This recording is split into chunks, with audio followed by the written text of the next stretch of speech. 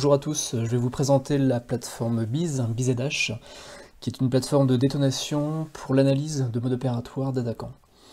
Alors c'est un projet qu'on a mené au sein d'Amosis et on vous présente des travaux de recherche qui sont présentés à César. Donc on est dans le contexte de la détonation dont l'objectif est notamment de mieux comprendre la menace auxquelles font face des organisations.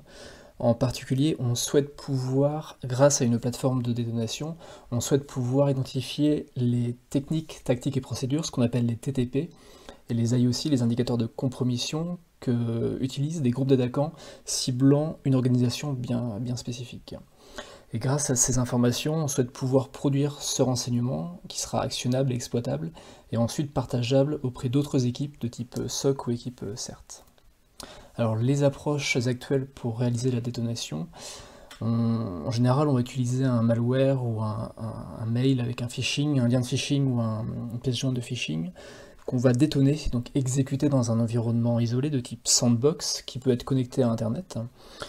Souvent cet environnement est limité à un seul système d'exploitation, un seul OS, et ce qu'on voit en général c'est qu'il y a assez peu d'activité utilisateur sur cet environnement, sur cet OS.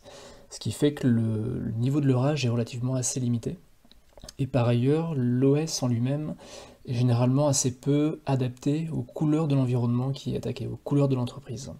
Alors il y a quelques fois où des organisations vont adapter l'OS pour qu'il soit ressemblant aux OS de l'entreprise, mais c'est quelque chose qui est rarement réalisé, ou s'il l'est fait, il est fait manuellement.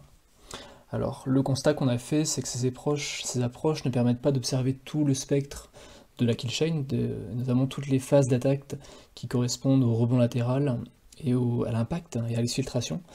Également, tout ce qui est canal de CNC, on ne va pas forcément tout observer.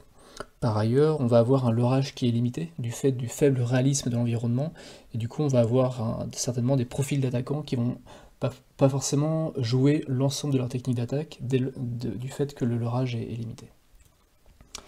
Alors, partant de ce constat, ce qu'on a fait, on a posé un cahier des charges afin de développer une plateforme qui réponde à ces différents besoins qu'on vient de présenter, et également d'autres besoins, notamment pour faciliter l'analyse des traces laissées par les attaquants. Donc les 4 besoins qu'on a identifiés, le premier, c'est la capacité à générer un système d'information complet, ce qu'on appelle un ONENet, donc un honeypot de type réseau, avec système d'exploitation complet. L'idée derrière ça, c'est de pouvoir laisser l'opportunité à un attaquant de jouer l'ensemble de ses tactiques d'attaque. Ensuite, on a voulu automatiser au maximum la phase de création de ce SI, et notamment la phase de personnalisation vis-à-vis de l'organisme qui est attaqué, vis-à-vis de l'organisme qui est ciblé. Enfin, pour augmenter le niveau de réalisme et de leurrage de l'environnement ONENet, on a voulu travailler sur une capacité de simulation de comportement utilisateur réaliste, donc ça c'est vraiment un point important et central de cette présentation. Et on souhaite aussi faciliter le travail de l'analyste en lui permettant, en lui mâchant le travail sur l'extraction des traces d'intérêt, des traces d'attaque qui sont collectées sur ce ONENet.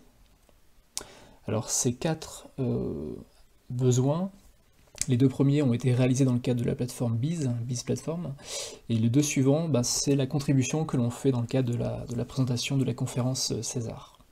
Et ces 2 dernières fonctionnalités s'appuient sur la plateforme Biz. Alors qu'est-ce que c'est que cette plateforme ? Alors c'est un développement réalisé au sein d'Amosis qui vise à pouvoir construire de manière automatisée un environnement de type honeypot, notamment en travaillant sur la simulation d'un système d'information et notamment sur un environnement Windows de type Active Directory. Donc on a la capacité à pouvoir déployer de manière automatisée un Active Directory et à enrôler l'ensemble des machines dans ce domaine. On a également travaillé sur une étape de personnalisation du SI et des ressources qui sont déployées par rapport de manière à ressembler au SI d'une entreprise qui est ciblée. Alors pour information, la plateforme Biz a reçu en janvier 2020 le premier prix du défi Deceptive Security organisé par la DGA, le commandement de la cyberdéfense et l'innovation Défense Lab. Alors, la première contribution qu'on réalise et qu'on présente dans le cadre de la conférence César, c'est celle-ci, c'est la simulation de comportement utilisateur réaliste. Alors le besoin découle du fait qu'il y a dans la littérature et dans la nature différents codes malveillants qui disposent de routines de détection d'environnement de sorte que s'il n'y a pas d'action utilisateur sur ces environnements, notamment sur les postes de travail, alors le code malveillant ne s'exécute pas jusqu'au bout. On a deux exemples là, qui sont cités, l'un qui va attendre notamment la fermeture de documents pour pouvoir s'activer, et l'autre qui va vouloir échapper à la détection, notamment dans le cas de Sandbox, et il va attendre qu'il y ait un nombre minimum de clics souris qui soit réalisé avant d'exécuter la charge utile. Donc voilà, tout ça pour dire que il existe pas mal de techniques malveillantes pour s'assurer qu'on est bien sur un poste utilisateur avec un humain qui est présent derrière son clavier. On a donc un besoin, dans le cadre d'un pot de miel ou d'une plateforme de détonation, on a besoin d'avoir une capacité de génération d'actions utilisateurs qui soit le plus réaliste possible. Alors nous, on a voulu s'appuyer sur une autre manière de faire, c'est-à-dire de prendre la peau d'un humain. Un humain, il va avoir une vision sur son écran, il va voir des zones d'intérêt, et il va interagir avec ces zones d'intérêt sous la forme d'entrée utilisateur, donc la souris et le clavier. Alors notre solution, ça suppose de combiner deux approches, l'une qui est déterministe, l'autre qui est opportuniste. La première donc s'appuie sur un framework qui permet à la base, avec un catalogue d'actions unitaires, de créer des scénarios réalistes. Alors l'intérêt d'un tel framework, c'est d'avoir des scénarios et des actions qui sont maîtrisés, qui sont déterministes, mais par contre, comme inconvénient, on va avoir comme faiblesse d'avoir une faible capacité de généralisation. C'est-à-dire que si on fait face à un environnement desktop qui n'est pas connu à l'avance, on va avoir du mal à générer des actions et donc des scénarios crédibles. C'est pour ça qu'on a combiné avec un moteur d'apprentissage qui va permettre de reconnaître des images, reconnaître des motifs dans ces images, notamment des zones d'intérêt qu'on aurait au préalable apprises, et qui va pouvoir permettre d'interagir avec ces zones d'intérêt. Donc là on a un avantage, c'est qu'on va pouvoir généraliser ces interactions sur des environnements qui ne sont pas forcément connus à l'avance. Donc on a développé notamment la partie moteur d'apprentissage dans une bibliothèque d'Esker qu'il est prévu de rendre open source, et donc qui a comme fonctionnalité de prendre en entrée des captures d'écran et de produire en sortie des détections d'objets, de pouvoir segmenter une image, pouvoir extraire des paragraphes par exemple, ou des fenêtres. On a aussi un petit moteur de détection de liens, donc qui permet de naviguer sur des pages web, sur internet, et donc de détecter les liens et de naviguer de lien en lien.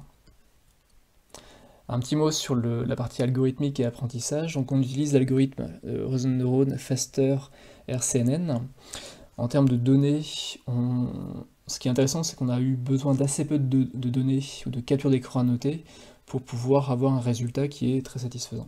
Ce qu'on obtient en termes de résultats, c'est quand on arrive à détecter et à faire de la prédiction donc de zones d'intérêt à une performance de 5 images par seconde en mode test.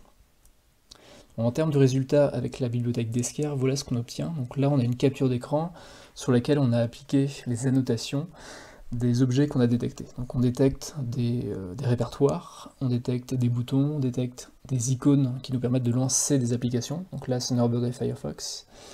Et on peut ensuite obtenir cette sortie, donc ces objets annotés, et interagir avec eux et créer des scénarios utilisateurs. Un autre exemple, donc là c'est l'identification de liens web.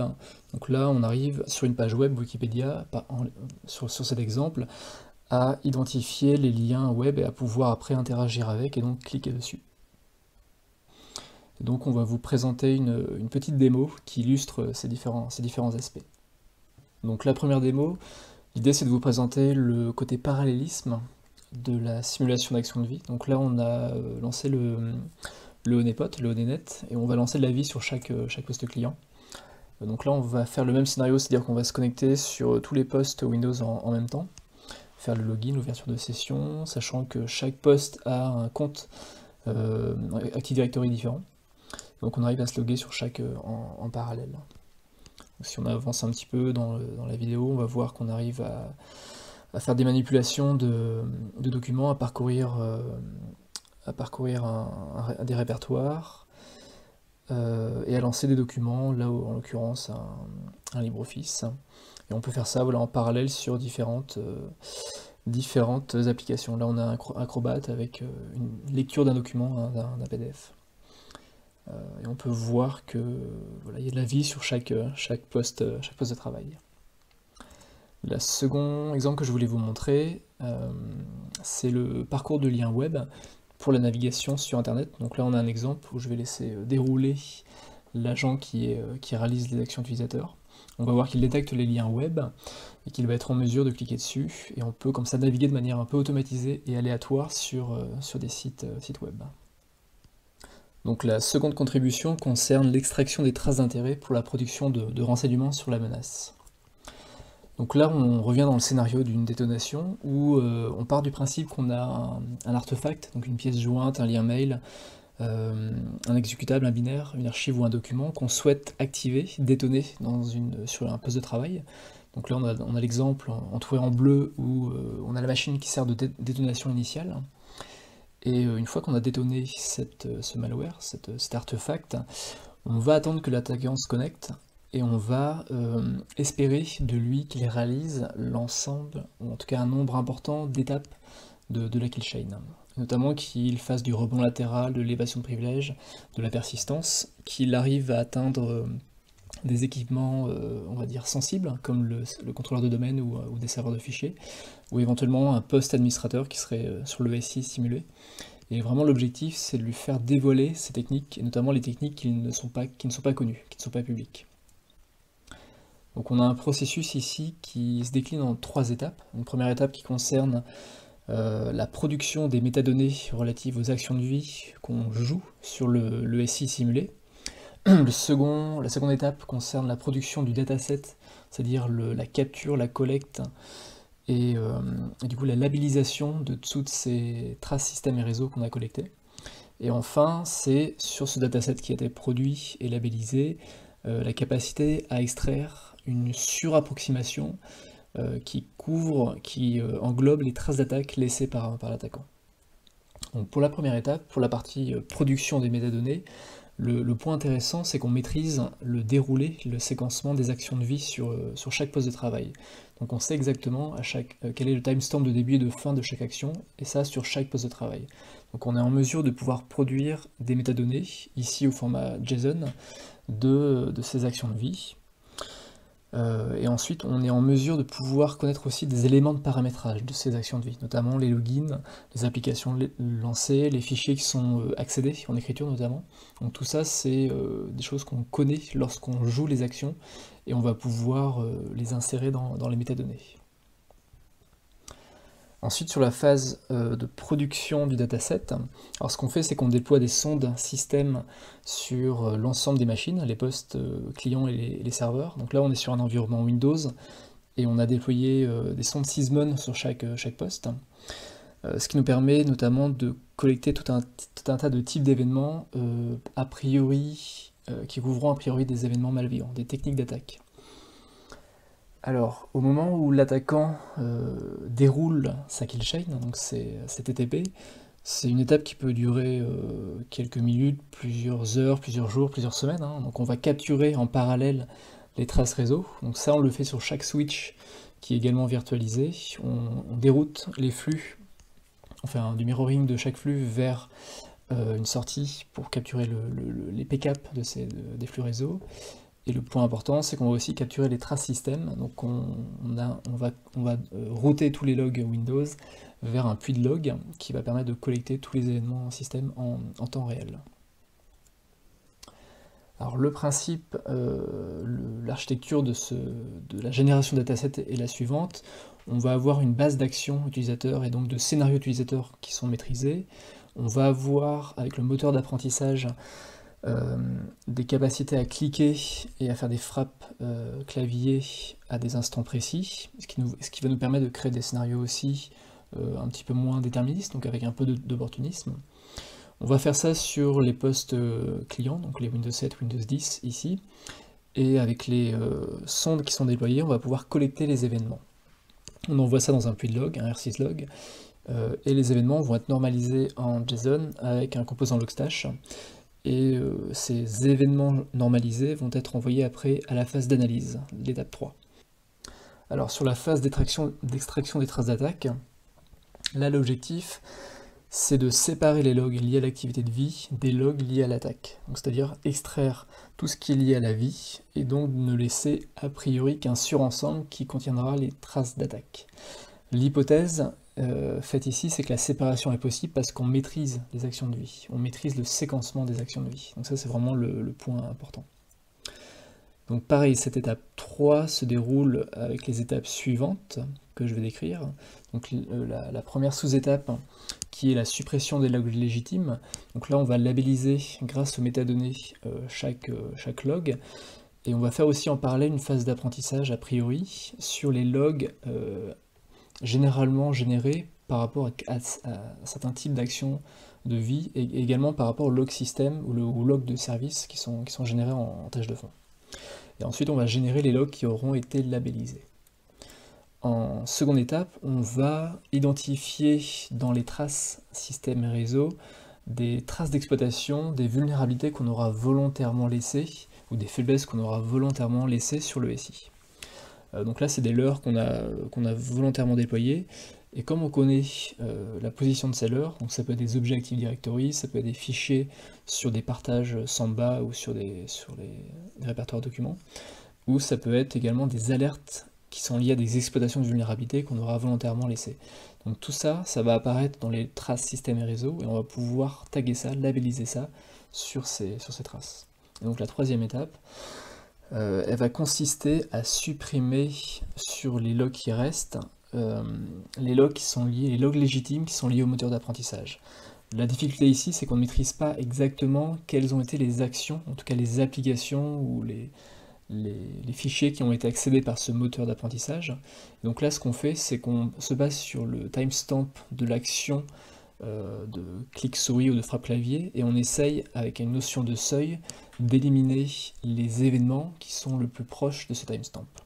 Ce qui nous permet d'éliminer une approximation des événements de type ouverture de fichiers, ouverture d'applications qui sont le plus proches de ces actions clavier et souris. En sortie, on va avoir des traces système et réseau qu'on va qualifier de résiduelles, qui correspondent à une surapproximation des actions d'attaque. Donc elles vont également contenir des actions de vie ou des actions OS et systèmes et services qu'on n'aura pas réussi à éliminer, à supprimer. Mais voilà, c'est pour ça qu'on parle de surapproximation des traces d'attaque. Et ensuite, on passe la main à l'analyste, qui peut alors réaliser son analyse manuelle, et à ce moment-là, identifier les TTP, les IOC, sur la base des événements résiduels. Voilà un petit exemple de résultat sur l'extraction des traces d'intérêt. Donc là, on a travaillé sur cet exemple sur uniquement les créations de processus. Donc on voit des couples de création de processus parents, de parents qui créent des processus enfants. Et ce qu'on a pu faire de manière automatisée, c'est la labellisation, c'est-à-dire l'extraction des logs qui sont liés à l'activité système, notamment lorsqu'on fait une ouverture de session, les logs de vie, donc là on a une ouverture de l'Explorer, on a l'ouverture de LibreOffice, et ensuite on voit qu'il ne reste que quelques logs résiduels qui concernent des logs qui ne sont pas connus, qu'on n'aura pas réussi à labelliser. Et là en l'occurrence on a un PES-exec, donc un rebond latéral qui est réalisé par une ouverture depuis une ligne de commande Windows.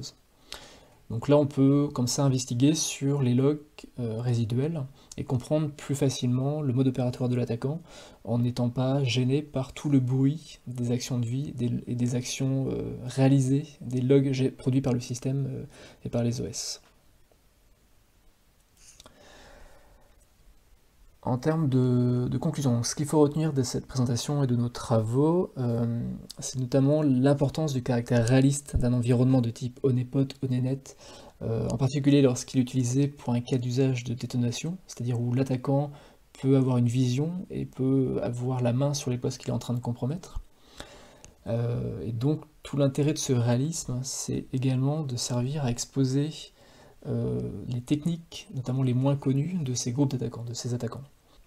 Et tout ça permet du coup de faciliter le travail de l'expert, de l'analyste, pour comprendre le mode opératoire et du coup produire du renseignement sur la menace.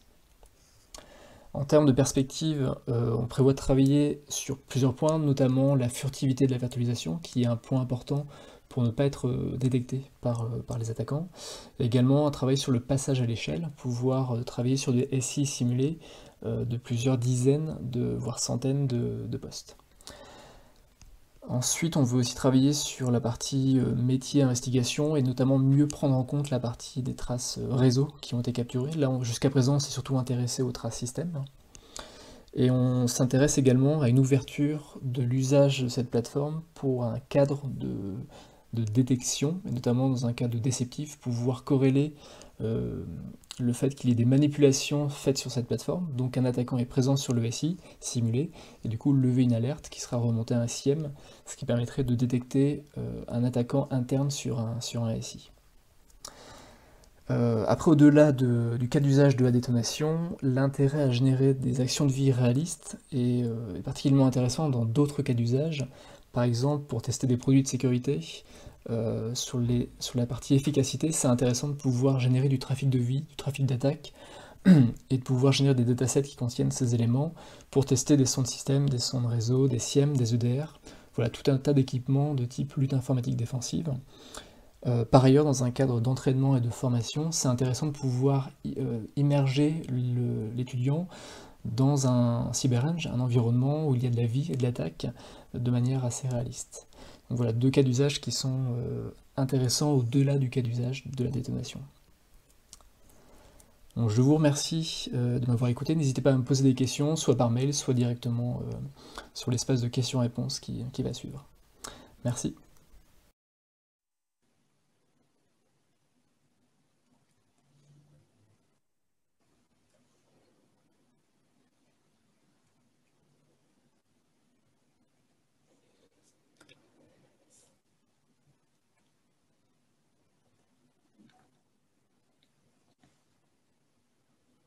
Encore oublié de... Excusez-moi. Alors, voici. Donc là, on a beaucoup de questions aujourd'hui. Merci Frédéric. Hein, oui, j'avais commencé, le micro était coupé, désolé. Beaucoup de questions. Étant donné le coût de reconstruction sur le SI simulé, comment prévoyez-vous d'arbitrer sur la redirection ou pas d'un mail de phishing vers un environnement de détonation? Alors là, le principe, c'est que la construction du SI est totalement automatisée. Du coup, le principe, c'est qu'on peut, en quelques minutes, créer un SI, instancier un SI. Et par contre, si on veut un SI qui soit assez complet, assez volumineux, c'est-à-dire plusieurs dizaines, centaines de machines, alors ça va prendre quelques dizaines de minutes. Dans les tests qu'on a pu mener, ça prend 1 heure pour construire un SI. Le point intéressant, c'est qu'on peut snapshotter ce SI et du coup le réinstancier facilement. Et là, ça prend quelques dizaines de secondes. Donc le coût de construction est vraiment, on va dire, important, mais est fait automatiquement lors de la première instanciation du SI. Par contre, les fois suivantes, on va avoir une capacité à produire, à partir d'un snapshot, un SI qui soit instanciable en quelques dizaines de secondes. Et du coup, le coût d'arbitrage sera assez limité, en fait. Par contre, si on doit produire un environnement SI vraiment différent à chaque mail de phishing ou à chaque tentative de détonation, là, on va avoir un coût assez important. Mais en général, on va repartir d'un snapshot d'un SI qui est déjà généré. Avez-vous évalué le réalisme par rapport à des vraies datas qui seraient évaluées par explication par un SOC des datas produites? Si oui, comment? Alors là, c'est un travail qu'on a en cours, qu'on a commencé cet été. On a en fait identifié tout un tas de métriques pour pouvoir comparer le SI et l'activité simulée sur le SI, donc l'activité utilisateur qu'on a simulée, pouvoir la comparer par rapport à un SI opérationnel. Donc ça, c'est un travail encore en cours. En gros, on a identifié une quinzaine de métriques, notamment sur le réalisme au niveau réseau, au niveau de l'impact sur le réseau, l'impact sur les traces système qui sont produites, sur aussi la typologie des protocoles qu'on peut voir sur le SI, et également sur les comportements utilisateurs, voir s'ils sont à peu près similaires à des comportements qui sont joués par des vrais humains. Donc voilà, on a une quinzaine de métriques comme ça, et on est en train de comparer, c'est un travail en cours, on est en train de comparer ces métriques par rapport à un SI, par rapport à des données issues de données opérationnelles.